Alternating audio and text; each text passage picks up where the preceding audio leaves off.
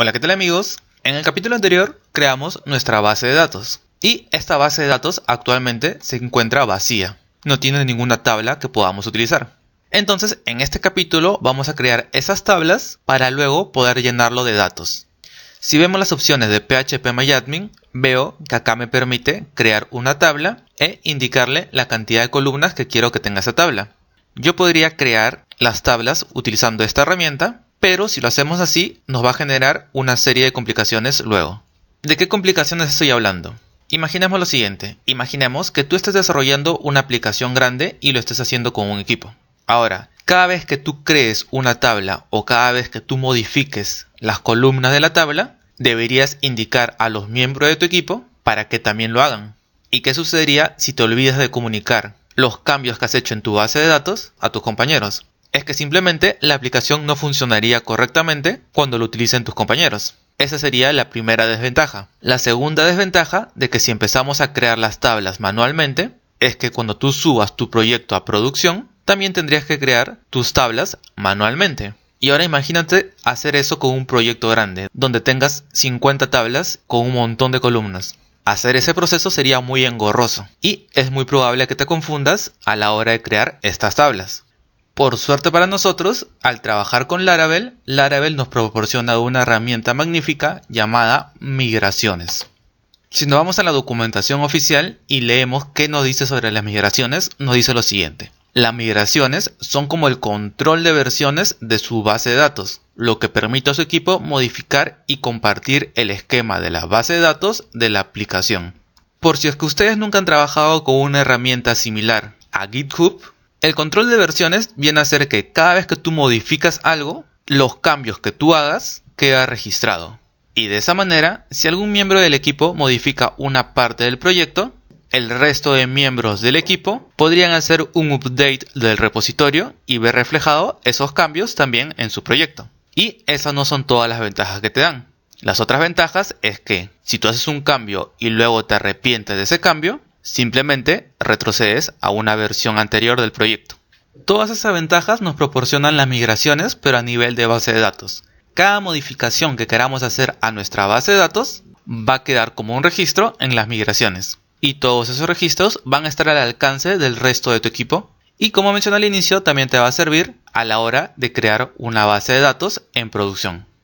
Si nos dirigimos a nuestro proyecto y nos vamos a la carpeta que dice Database, dentro de Database vemos una carpeta que dice Migrations. Yo abro esta carpeta y acá por defecto me aparece 3 migraciones.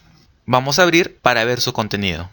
Acá quiero que vean lo siguiente. Lo primero es que vamos a encontrar una clase que se llama CreateUserTable. Y esta clase se extiende de otra clase llamada Migration.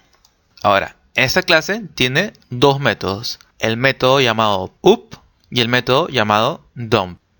Dentro del método up veo que se está ejecutando un método de la clase schema. ¿Y de qué método estoy hablando? Del método create. El método create va a recibir como parámetro una cadena. Esta cadena vendría a ser el nombre de la tabla que yo quiero crear. Para este ejemplo, la tabla que se va a crear con este método es la tabla de tipo users. Como segundo parámetro de este método, se le pasa una función anónima. Esta función anónima espera como parámetro un objeto de tipo blueprint.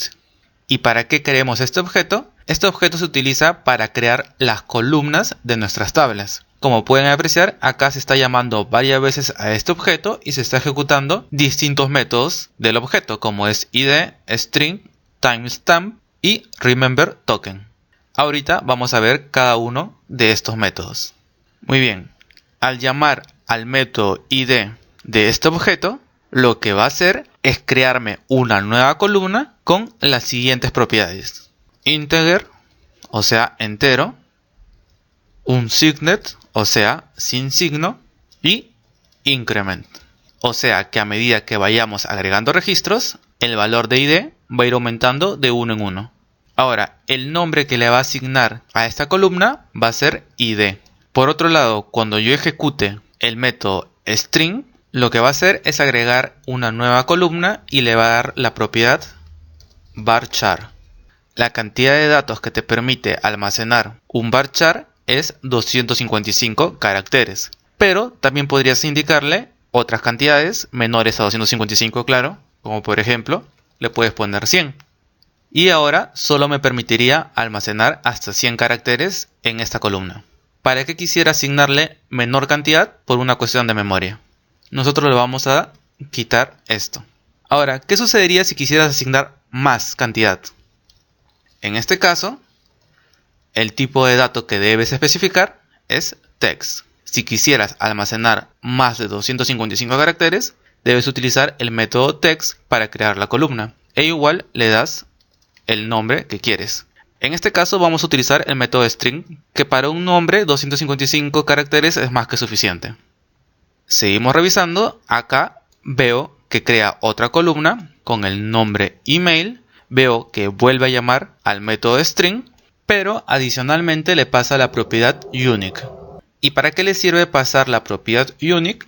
Esto se utiliza para proteger a nivel de base de datos y decirle que lo que almacenemos en el campo email debe ser único. Por ejemplo, si yo introduzco un registro con el correo victor@codersfree.com y luego intentase volver a introducir un registro con ese mismo correo, a nivel de base de datos no me permitiría.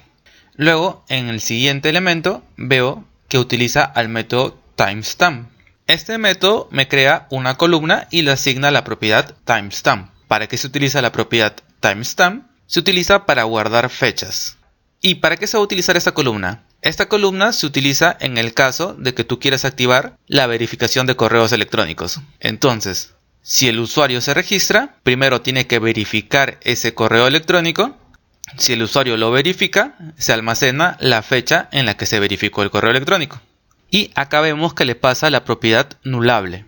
¿Y por qué le está pasando la propiedad nullable? Es porque a la hora de realizar el registro, este campo va a quedar vacío. Y si no le pasamos la propiedad nullable, nos daría un error. Siempre que incluyamos un campo que puede quedar vacío, tenemos que pasarle la propiedad nullable. El siguiente campo es uno de tipo string, el cual le estamos dando el nombre de password y acá se va a almacenar los passwords. La siguiente columna se va a crear con el método rememberToken. Este método también me crea una columna de tipo varchar, pero de tamaño 100. Y le da el nombre de rememberToken. En esta columna se va a almacenar, como su nombre lo dice, un token. Y se va a almacenar cada vez que el usuario a la hora de iniciar sesión marque la opción de mantener la sesión iniciada. Este método timestamps me crea no una, sino dos columnas. Y me crea dos columnas de tipo timestamp. No confundan este que está en singular con este que está en plural. ¿De qué columnas estamos hablando? De la columna createAt y updateAt. ¿Para qué se utiliza esto? Nosotros cada vez que introduzcamos un nuevo registro, en la columna createAt se va a quedar almacenado la fecha y la hora en la que se creó ese registro. Y si nosotros actualizamos el registro, por ejemplo, si cambiamos el nombre del usuario, se almacena en la columna updateAt la hora y la fecha en la que se modificó ese registro.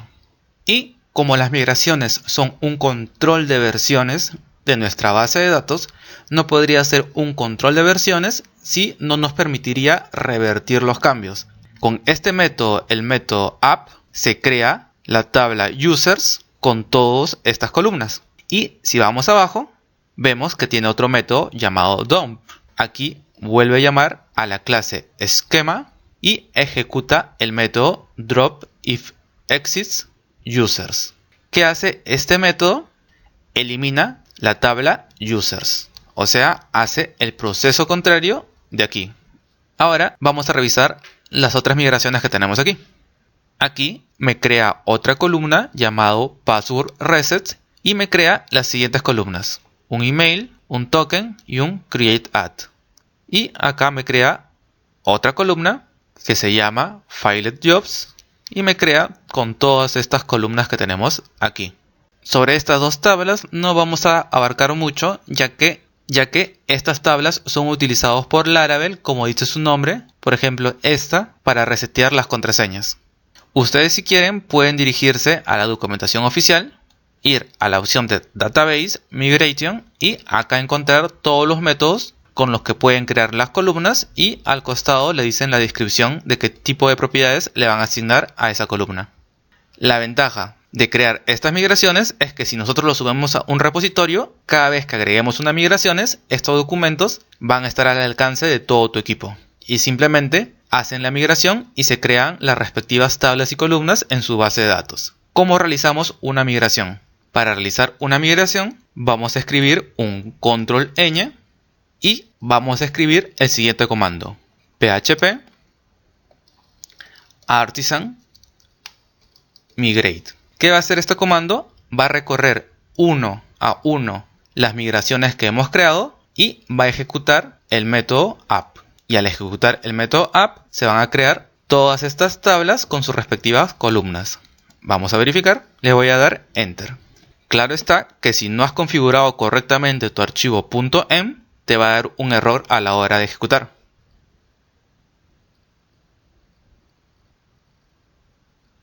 Muy bien, acá sale que todas las migraciones ya se realizaron con éxito. Y ahora, si nos regresamos a nuestra base de datos y yo actualizo esto, voy a ver que ya están las tablas con sus respectivas columnas. En la próxima clase te voy a enseñar a realizar el proceso contrario, para que se ejecute este método y me revierta los cambios que yo he hecho. Pero por el momento quiero enseñarte qué ocurriría si vuelvo a ejecutar las migraciones.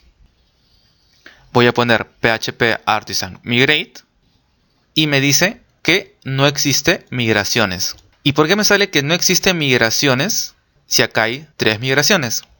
Si volvemos a la base de datos, lo que me voy a percatar es que aparte de estas 3 tablas que estaban especificadas en las migraciones que estaban acá, adicionalmente me ha creado una cuarta tabla. Esta cuarta tabla se llama migraciones. Si yo ingreso, aparece el registro de las migraciones que ya se realizaron. Y acá me aparecen las 3 migraciones que ya hice.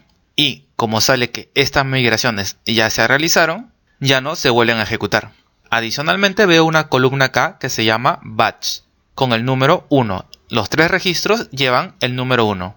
Este número 1 representa algo así como el número de lote. Significa que estas 3 migraciones lo he realizado en el lote número 1. Si creara una nueva migración, a la hora de migrar, aparecería acá un nuevo registro y en la columna batch aparecería el número 2, diciendo que esa migración lo realicé en el lote número 2.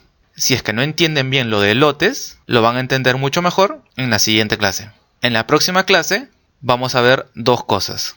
La primera es cómo crear nosotros nuestras propias migraciones, porque nosotros ahorita lo que hemos hecho es migrar estas 3 migraciones que ya existían. Así que en la próxima clase vamos a crear nuestras propias migraciones y les voy a enseñar a cómo podemos ejecutar el método dump para revertir los cambios que hayamos hecho. Y hasta acá nos quedamos en este capítulo.